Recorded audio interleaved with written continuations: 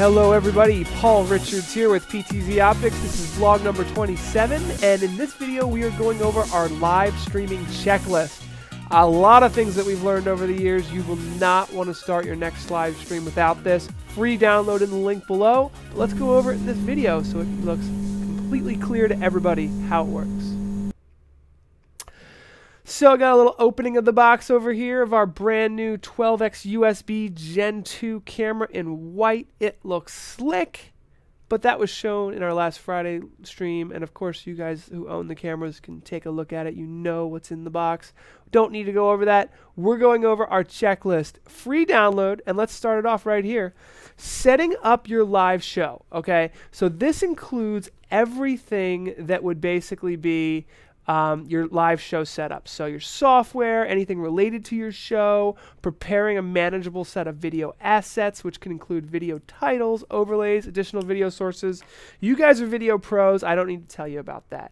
Next thing is tuning your equipment. You want to start with lights. So your lighting is key because you really can't tune your camera until your lighting is all set up. So we check that off the list, and then we start tuning our camera. So when you're tuning your camera, one of the things you want to really do is you want to look at basically setting up a white balance and a focus, and you want to have really good contrast. You want to have good luminance, saturation, and the hue for your room. Now, if you're using green screen and a chroma key, we get this question all the time. Your goal is to provide a really rich image with strong whites and blacks, but also be able to have a wide range of accurately represented colors. And a little tip we'll talk about actually in the green screen section below. So the white balance, our cameras have auto white balance. All you have to do is hold up a white sheet of paper and hit the on-screen display menu to auto white balance. You click one button, select this as white, and it auto calculate for you. I'm going to ask Andy to do a video about that in Tech Support Tuesday tomorrow. Now, when it comes to focus, a lot of people think, oh, just turn on autofocus and that's all I need. Actually, that's only good if your talent's moving around and you know they're moving around. For videos like this, where I'm just sitting here, manual focus is much better because if I'm moving forward or backwards, you can see I'm still in focus because I've already set the manual focus to be perfect. So let's check that off our list. Next, we're going to talk about microphones. So you want to test your microphones prior to every event. Double check and make sure you're getting levels and your talent. You know, a lot of people speak at different levels. Make sure your talent's not peaking. You're not hitting in the red on your audio meters. The other thing you want to do is make sure you have a wide range of highs and lows. Check your audio meter, and it should be pretty self-explanatory. Actual tuning of the microphones only needs to be done usually like once in a while, but testing to make sure you're getting levels you do all the time.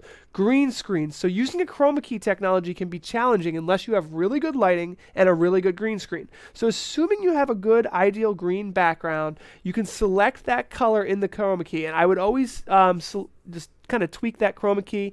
Our tip for this is that you can have a dark background for your virtual background, and that will allow you to if you have a a little bit further back. There we go. The tip for the green screen would be to have a dark virtual set. See, like this behind me, it's like dark purple. That hides any pixels, stray pixels that might be coming through on your green screen. So let's talk about establishing your stream. This is something that a lot of newbies don't get, is that you want to establish your stream early. And the reason why is because, first of all, you want that RTMP key and information and everything. But if you start at 20 to 30 minutes early, that gives time for Google and Facebook, whoever you're using, to notify all your subscribers that a live stream has started. And what you want to do is just have a countdown timer, some background music, make sure everyone knows the show is starting soon. Don't leave, but definitely get those people there in the queue if you might as well say that. Now, the final testing. This is something that happened to us on our last live stream. Sometimes with no rhyme or reason, YouTube will have an audio sync issue. Most of the time, there's nothing wrong with your live streaming software. It's actually something on the content delivery side.